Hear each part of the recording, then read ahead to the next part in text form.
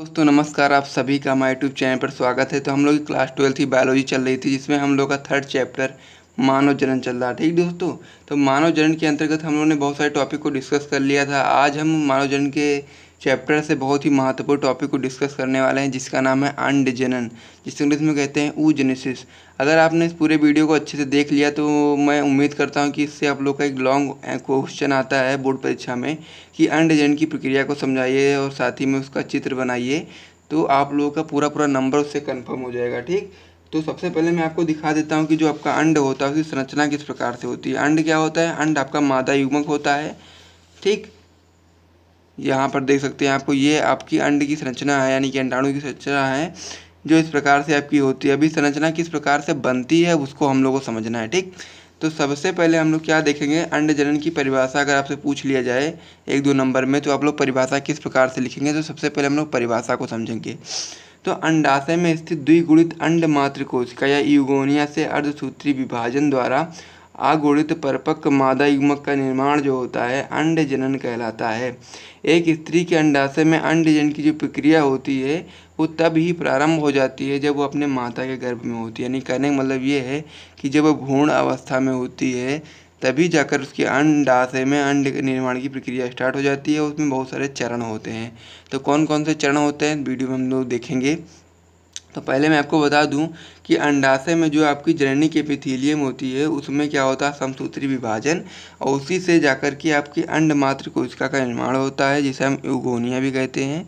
और उससे फिर प्राथमिक oocyte बनता है, फिर उससे ही आप लोग का मादा युग्मक यानी कि अंड का निर्माण होता है। तो इन प्रक्रियाओं में हम लोग यही चीज़ पढ़ेंगे। तो सबसे पहली प्रक्रिया होती है आपकी गुणन प्रावस्था, जिसे हम लोग मल्टीप्लिकेशन फेज कहते हैं। इस अवस्था में क्या होता है, जैसे कि इसका नाम ही है गुणन, तो इसका मतलब गुणा करना है, ऐसा समझ लेंगे आप, मल्टीप्लिकेशन करना है इसमें। तो इस अवस्था में जो अंडाशय होती है उसकी जो जननी के एपिथेलियम की जो कोशिकाएं होती हैं वो आकार एवं आकृति में बड़ी हो जाती है। कुछ कोशिकाएं, केवल कुछ कोशिकाएं जो होती हैं आपकी आकार एवं आकृति में बड़ी हो जाती हैं, जिनमें क्या होता है कई बार समसूत्री विभाजन होता है, जिससे बहुत सारी कोशिकाएं बन जाती हैं, जिससे यूगोनिया या फिर अंड जननी जिसे कहते हैं। ठीक, शिशु जन्म के समय जो पुटिकाएँ होती हैं उनकी संख्या जो होती है आपकी 20 से 20 लाख होती है, लेकिन केवल जब जन्म हो जाता है तो केवल 400 से 450 ही प्राथमिक oocyte में विकसित हो जाते हैं। यानी कि 450 या फिर 400 ही आपके अंड का निर्माण होता है। पूरे स्त्री के जीवन काल में केवल 400 से 450 ही अंड का निर्माण वो करता है। ठीक, तो एक जो आपके 2 अंडाशय होते हैं जोड़ी में, एक मंथ जो आपका मासिक चक्र आता है, तो एक मंथ एक अंडाशय से, दूसरे मंथ दूसरे अंडाशय से, इस प्रकार से अल्टरनेट एक एक अंड का निर्माण होता रहता है हर एक अंडाशय में। ठीक, तो उसके बाद दूसरा आपकी अवस्था होती है जिसका नाम है वृद्धि प्रावस्था, जिसके इसमें कहते हैं ग्रोथ फेज। जैसा इसका नाम ही ग्रोथ है तो इसमें ग्रोथ होगी, जो आपकी प्राथमिक जो आपकी यूगोनिया बनी उसका ग्रोथ ही होगा। तो इसमें तो यह प्रावस्था लंबी होती है जो कि भ्रूणावस्था से प्रारंभ हो जाती है। नहीं, कहने का मतलब ये है कि ये भ्रूण अवस्था से ही आपकी प्रारंभ हो जाती है। जैसा कि आप लोग जानते हैं गुणन प्रावस्था जो होती है वो भी आपकी जन्म से पहले ही होती है मादा में। तो वो आपकी जो अवस्था होती है वो जैसे ही शिशु जन्म लेता है वैसे ही आपकी स्टार्ट हो जाती है। यानी कि शिशु जैसे ही आपका वहाँ बनता है भ्रूण में, भ्रूण बनता है जैसे उसमें एक प्रक्रिया स्टार्ट हो जाती है, पैदा नहीं होता उससे पहले ये सारी चीज़ें हो जाती हैं उसमें। तो वृद्धि प्रावस्था में क्या होता है, यह प्रक्रिया लंबी होती है, भ्रूणावस्था से प्रारंभ हो जाती है और जब तक यह परिपक्वन अवस्था नहीं आती तब तक ये बनी रहती है। ठीक, तो परिपक्वन अवस्था के नहीं आने तक ये बनी रहती हैं।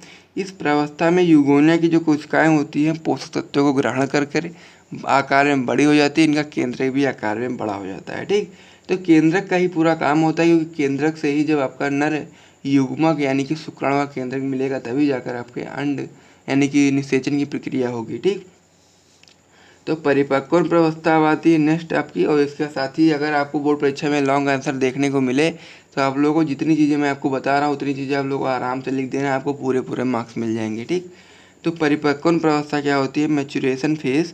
वृद्धि प्रावस्था के बाद बनी कोशिका को प्राथमिक oocyte कहते हैं। ठीक, तो वृद्धि प्रावस्था के बाद जो कोशिका बन जाती है उसे हम लोग प्राथमिक oocyte कहते हैं, और जिससे ही आपका अर्धसूत्री विभाजन होता है, जिसके कारण ही आपका जो आपका अंड होता है उसका निर्माण होता है। ठीक, तो इसमें जो आपका अर्धसूत्री विभाजन होता है तो उसमें सबसे पहले इसमें अर्धसूत्री विभाजन फर्स्ट होता है। ठीक, अर्धसूत्री विभाजन जब आपका फर्स्ट होगा फर्स्ट विभाजन होगा तो ये संख्या कैसी है, ये कैसा है, ये आपका 2n है। ठीक, तो आपके दो कोशिका का निर्माण होगा। ठीक, n और n फर्स्ट अर्धसूत्री विभाजन में। ठीक, उसके अंदर फिर क्या होगा, ये भी n हो जाएगा, ये भी n हो जाएगा, अर्धसूत्री विभाजन हुआ यहाँ पर। ठीक, फर्स्ट अर्धसूत्री विभाजन हुआ है यहाँ पर, फर्स्ट अर्धसूत्री फर्स्ट हुआ है। ठीक, अर्धसूत्री फर्स्ट हुआ है। फिर क्या था इसमें, जिसके फलस्वरूप एक छोटी कोशिका बनती है। एक छोटी कोशिका मान लीजिए, ये छोटी कोशिका मान लीजिए एक बड़ी कोशिका बनती है। छोटी कोशिका एक बड़ी कोशिका बनती है।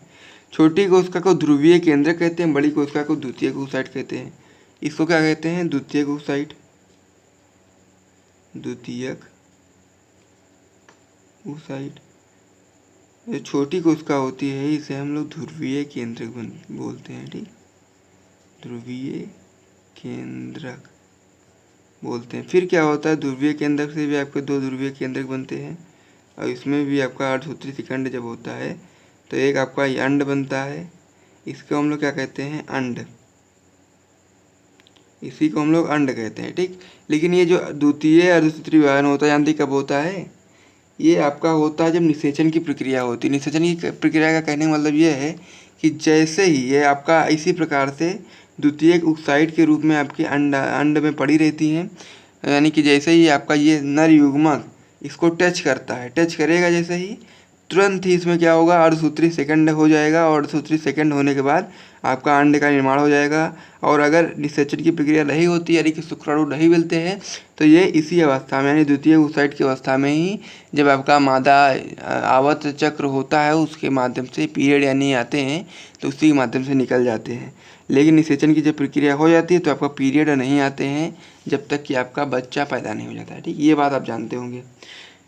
तो पुनः इन कोशिकाओं में अर्धसूत्री विभाजन होता है, और देख सकते हैं यहाँ पे छोटी तथा बड़ी कोशिका में द्वितीय oocyte बनता है। पुनः इन कोशिकाओं में अर्धसूत्री विभाजन होता है। फिर क्या होता है, कोशिका को द्वितीय oocyte कहते हैं। पुनः इन सूत्र में अर्धसूत्री सेकंड होता है। इसके फलस्वरूप एक अंड कोशिका बनती है तथा 3 ध्रुवीय केंद्रक बनते हैं। जो ध्रुवीय केंद्रक होते हैं उनका कोई काम नहीं होता है, वो नष्ट हो जाते हैं, और जो आपका अंड बनता है उसी का सारा काम होता है, क्योंकि वही आपका मादा युग्मक होता है। अर्धसूत्री फर्स्ट अंडोत्सर्ग के समय होता है, यानी कि अंडे के निर्माण के समय होता है, और जबकि दूसरा जो आपका अर्धसूत्री होता है वो आपका निषेचन, यानी कि जब आपका नर युग्मक मादा युग्मक के पास पहुंचता है, यानी कि शुक्राणु अंडाणु के पास पहुंचता है, तब होता है। तो हम लोगों ने यहाँ से देख लिया, हम लोग इस संरचना को देखेंगे तो ऐसे ही आप लोग का ये टॉपिक समाप्त हो जाएगा। ठीक, तो संरचना अभी कुछ इस प्रकार से होती है। किसकी संरचना, अंडाणु की संरचना या फिर अंड की संरचना। तो यहाँ पर आप लोग चित्र देख पा रहे होंगे, यही आपकी अंडाणु की संरचना है। सबसे बाहर एक लेयर पाई जाती है जिसे हम लोग क्या कहते हैं, कोरोना रेडिएटा कहते हैं। जो आपसे 20 से 20 लाख जो संख्या में जो कोशिकाएं पाई जाती हैं वही सारी कोशिकाएं हैं इसमें। और कुछ कोशिकाएं जो विकसित हो जाती हैं, यानी कि 400 से 450 ही प्राथमिक oocyte बन जाती हैं, यानी कि 400 से 450 ही आपके अंड बनते हैं। तो वो अंड बन जाते हैं और बाकी कोशिकाएं इनका लेयर बन जाती है। ठीक, तो उसके अंदर फिर बीच में दूसरा पार्ट देख पा रहे होंगे जो ब्लैक कलर का देखने को मिल रहा है, इसे हम लोग जोना पेल्यूसिडा कहते हैं। इसका काम क्या होता है कि ये जब इसका शुक्राणु से मिल जाते हैं तो दूसरा शुक्राणु और ना मिल पाए, इसी वजह से ये अपनी लेयर को मजबूत कर देता है। ठीक, यानी कि एक ही शुक्राणु जैसे मिलता है ये अपनी लेयर को मजबूती से कर देता है। तीसरा है इसका नाम फिर कोशिका द्रव्य इसमें बीच में भरा हुआ है, और तीसरा यह केंद्रक है जो कि आपका महत्वपूर्ण है। तो इसमें यही चीज़ लिखेगी, हम लोग लिखेंगे कि मानव के गोलाकार अचल अंडाणु का व्यास होता है 100 माइक्रोमीटर बोल सकते हैं, यू होता है। ठीक, तो क्या होता है कि जो मानव का जो अंडाकार जो अचल होता है, जो अंडाणु होता है वो अचल होता है, यानी कि चलने में सहायक नहीं होता है। चलने में सहायता कौन होता है, चलने में सहायक होते हैं आपके शुक्राणु। ठीक, और जो आपका अंडाशय का आपने चित्र देखा था इस प्रकार से आपने अंडाशय का चित्र उसका नलिका का चित्र देखा था। इसमें क्या होता है, सीलिया पाए जाते हैं। उस सीलिया की मदद से ही आपका जो अंड यहाँ पहुँचता है तो अंड को आगे बढ़ाया जाता है। ठीक, यही चीज़ होती है इसमें, तो इसी की मदद से ये बढ़ता है। तो अंडाणु के मध्य में केंद्रक पाया जाता है। अंडाणु के चारों एक परत पाई जाती है जिसे जोना पेल्यूसिडा कहते हैं, और बाहर की एक परत पाई जाती है जिसे हम कोरोना रेडिएटा कहते हैं। ठीक, तो यहाँ तक आप लोगों ने अच्छे से पढ़ लिया है, तो आपका टॉपिक पूरी तरीके से क्लियर हो गया है। अब आप लोगों को इसमें नेक्स्ट टॉपिक को हम लोग पढ़ेंगे, जिसमें आप लोग की निषेचन की प्रक्रिया हो गई, इम्प्लांटेशन किस प्रकार से होता है, आवर्त चक्र क्या होता है, ये छोटे छोटे टॉपिक को क्लियर करेंगे, इनसे बड़े क्वेश्चन नहीं आते, छोटे छोटे क्वेश्चन आते हैं। तो आप लोगों का ये टॉपिक बहुत ही छोटे हैं, 1-2 लेक्चर में आपका पूरा चैप्टर खत्म हो जाएगा, यानी कि मानव जन खत्म हो जाएगा। उसके बाद हम लोग नेक्स्ट चैप्टर की ओर चलेंगे। तो ठीक है, तो वीडियो अगर आपको पसंद आया तो वीडियो को लाइक करना ना भूलें। जय हिंद।